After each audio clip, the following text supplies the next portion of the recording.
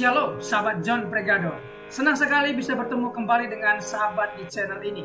Terima kasih sahabat sudah mendukung channel ini sampai hari ini.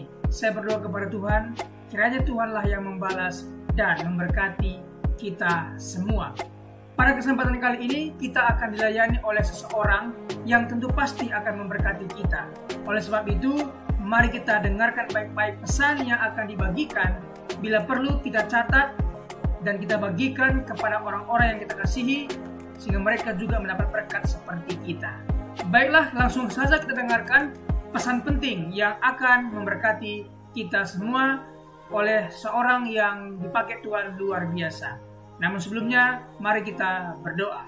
Tuhan, terima kasih buat kesempatan kali ini kami akan mendengarkan sesuatu pesan yang sangat penting yang tentu pasti akan memberkati kami. Berkatilah hamba-Mu ini, anak-Mu ini, sehingga boleh menyampaikan isi hati-Mu dengan baik, dan berkati pendengar setia John Pregador. Terima kasih Tuhan, kami siap mendengarkan pesan penting ini. Demi nama Yesus.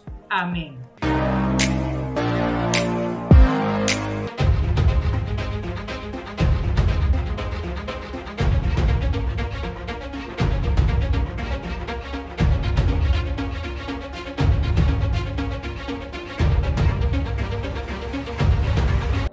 Jadi saudara, ingat, kita semua akan masuk resesi yang berat di 2025. Langkah apa yang harus saudara lakukan?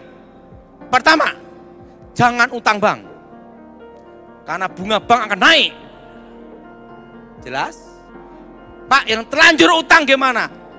Berhenti utang. Mikir bagaimana ngelunasinya. Dan hindari kartu kredit. Karena bunga bank akan naik. Dan pelambatan ekonomi ini masih 5 tahun. 2022, nanti 2027, ekonomi baru stabil. Dan kalau sudah punya properti rumah, jangan dijual tahun ini.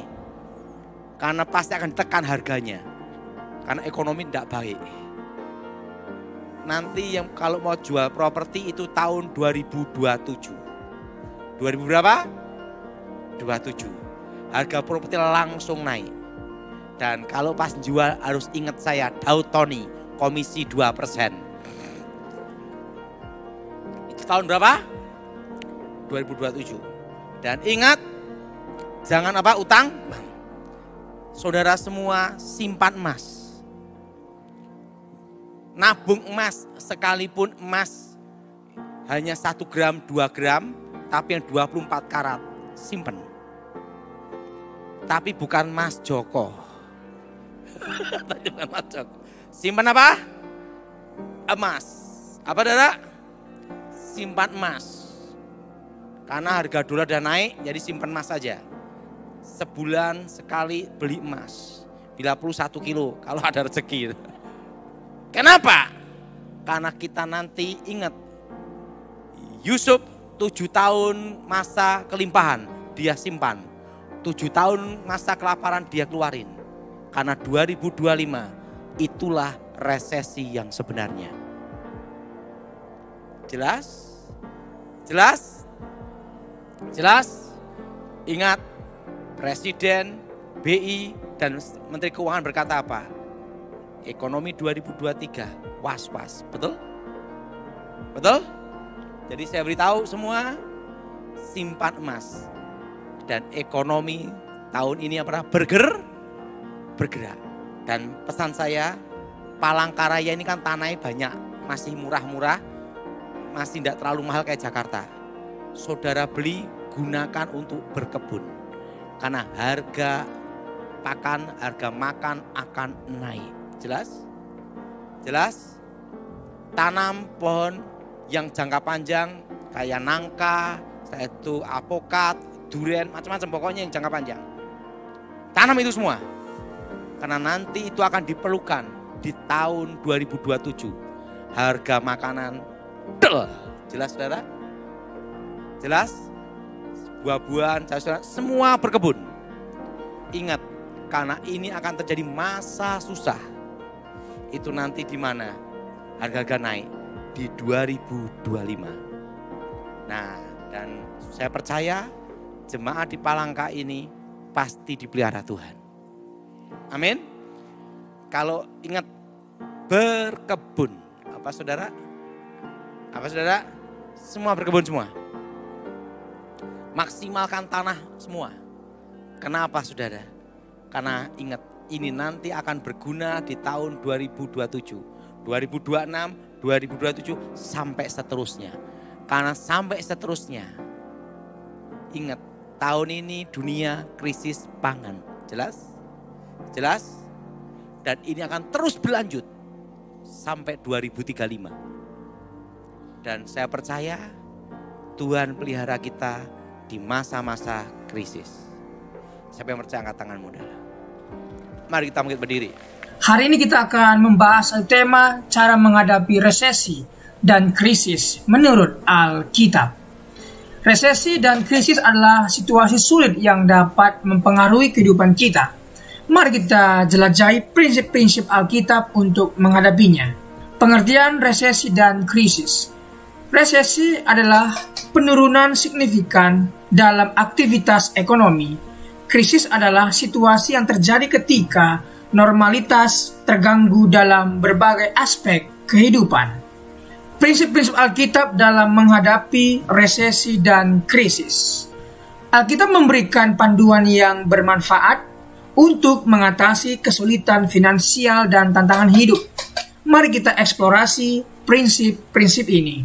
Ketika kita menghadapi ketidakpastian ekonomi, situasi ekonomi yang tidak pasti dapat mempengaruhi stabilitas kita. Tetapi dengan iman dan kepercayaan kepada Tuhan, kita bisa menghadapinya dengan penuh harapan. Sekali lagi Tuhan sudah siapkan berkat untuk kita. Mari kita kelola, bertanggung jawab di atasnya, kita kembangkan, multikan. Sehingga berkat itu terus berkesinambungan. Mengatasi kekhawatiran dan ketakutan. Kekhawatiran dan ketakutan adalah reaksi alami saat menghadapi resesi dan krisis.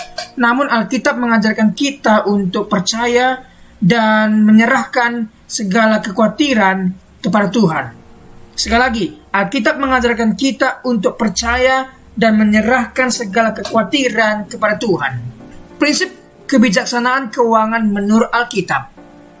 Alkitab memberi kita petunjuk tentang bagaimana mengelola keuangan dengan bijaksana, termasuk dalam situasi sulit seperti resesi dan krisis.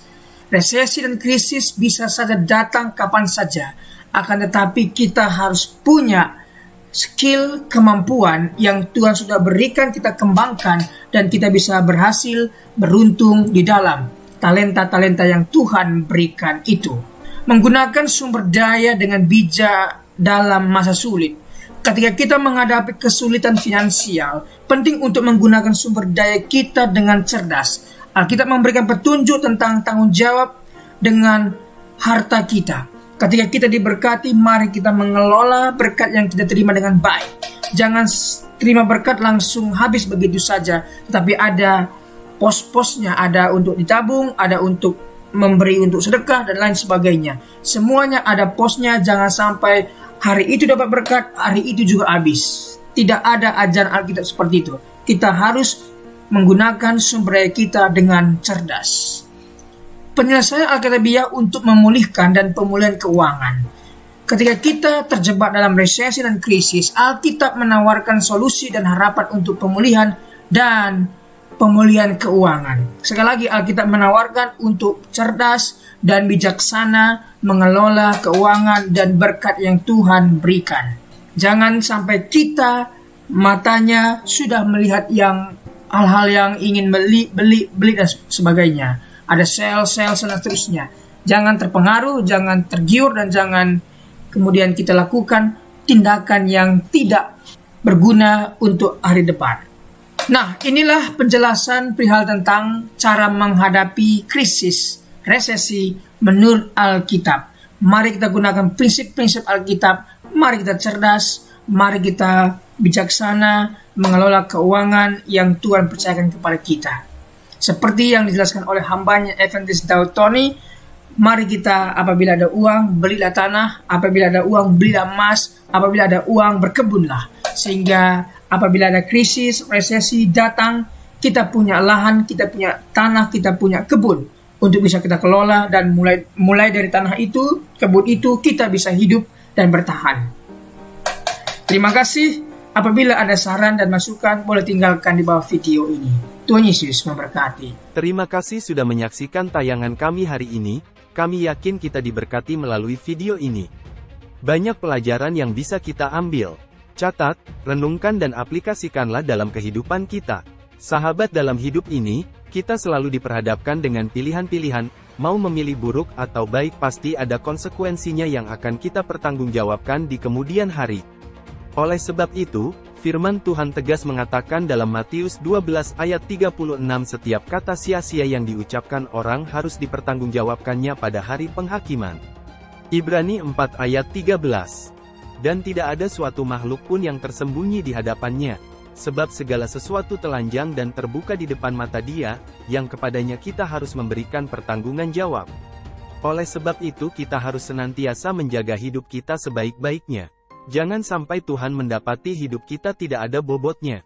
Dengan terus menempel pada Tuhan, tekun mengikuti setiap firman rema yang Tuhan sampaikan, hidup kita akan senantiasa diisi oleh kebenaran. Terima kasih sahabat sudah mengikuti dan menyaksikan tayangan kami hari ini. Saya yakin dan percaya kita pasti diberkati melalui tayangan hari ini. Sahabat, bila diberkati dengan tayangan kami, marilah kita dengan murah hati share video ini kepada teman-teman kita yang lain, agar mereka juga tidak kehilangan informasi dan mereka juga diberkati. Diberkati untuk memberkati. Sahabat John Pregador, banyak sekali pelajaran yang kita bisa ambil dari sesi hari ini. Catatlah baik-baik poin-poin yang telah disampaikan, simpan dalam hati, dan diaplikasikan dalam kehidupan sehari-hari. Saya yakin dan percaya itu bisa menjadi pelajaran dan rema buat kita, sekaligus membuat kita bijaksana dan bertanggung jawab dalam menjalani kehidupan ini. Sahabat John Pregador, apapun yang terjadi dalam kehidupan ini, tetaplah percaya kepada Tuhan, bersandar kepada Tuhan, pegang firman Tuhan. Karena firman Tuhan adalah pedoman hidup kita, yang menuntun kita kepada jalan yang benar, yang membawa kita kepada keselamatan yang kekal. Jadi sahabat, mari kita mempergunakan waktu ini sebaik-baiknya. Selama hidup, selama masih diberikan kesempatan untuk berkarya, mari kita beri yang terbaik kepada Tuhan. Sahabat, apabila engkau dalam kesusahan, ingatlah firman ini. Marilah kepadaku semua yang letih lesu dan berbeban berat, aku akan memberikan kelegaan kepadamu. Pikulah kuk yang kupasang dan belajarlah kepadaku, karena aku lemah lembut dan rendah hati, dan jiwamu akan mendapatkan ketenangan. Diberkati orang yang mengandalkan Tuhan, yang menaruh harapannya kepada Tuhan. Ia akan seperti pohon yang ditanam di tepi air, yang merambat akar-akarnya ke tepi batang air, dan yang tidak mengalami datangnya panas terik, yang daunnya tetap hijau, yang tidak khawatir dalam tahun kering, dan yang tidak berhenti menghasilkan buah. Janganlah takut, sebab aku menyertai engkau. Janganlah bimbang, sebab aku ini Allahmu. Aku akan meneguhkan, bahkan akan menolong engkau. Aku akan memegang engkau dengan tangan kananku yang membawa kemenangan. Sebab aku ini mengetahui rancangan-rancangan apa yang ada padaku mengenai kamu. Demikianlah firman Tuhan, yaitu rancangan damai sejahtera dan bukan rancangan kecelakaan, untuk memberikan kepadamu hari depan yang penuh harapan. Tuhan memberkati engkau dan melindungi engkau. Tuhan menyinari engkau dengan wajahnya dan memberikan engkau kasih karunia. Tuhan menghadapkan wajahnya kepadamu dan memberikan engkau damai sejahtera. Tetaplah berpegang pada janji Tuhan. Diberkati sahabat John Pregador dimanapun berada. Pekerjaan apapun yang sedang dikerjakan, Tuhan buat berhasil. Darah Yesus buka dalam berkat, keberuntungan, keberhasilan, masa depan yang penuh harapan diberikan Tuhan kepada setiap pendengar setia John Pregador. Terima kasih, Tuhan Yesus memberkati. Mari kita berdoa. Tuhan Yesus, terima kasih buat hari ini. Kami percaya setiap hari adalah hari yang baik Engkau berikan kepada kami. Dan hari ini pun kami merasakan kebaikan Tuhan dan tidak ada alasan kami untuk tidak mengucap syukur. Terima kasih sepanjang hari yang Tuhan berkati. Terima kasih renungan kabar baik yang sudah kami dengar hari ini. Diberkatilah kiranya semua pendengar setia John Pregador. Dibukakan jalan berkat, jalan keberuntungan, keberhasilan mereka. Pekerjaan mereka berhasil dan beruntung. Keluarga mereka diberkati oleh Tuhan.